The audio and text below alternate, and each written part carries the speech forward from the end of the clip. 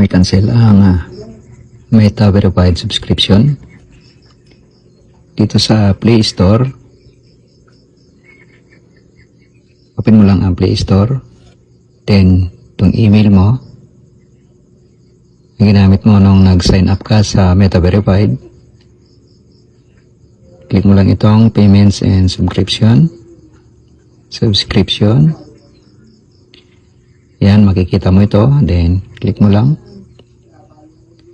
Yan, makikita mo na dyan, update, setup, or cancel. Kung i-cancel mo, click mo lang yan, then pause.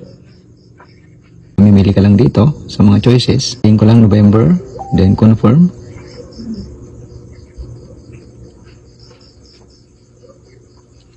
So ito na, nakalagay na.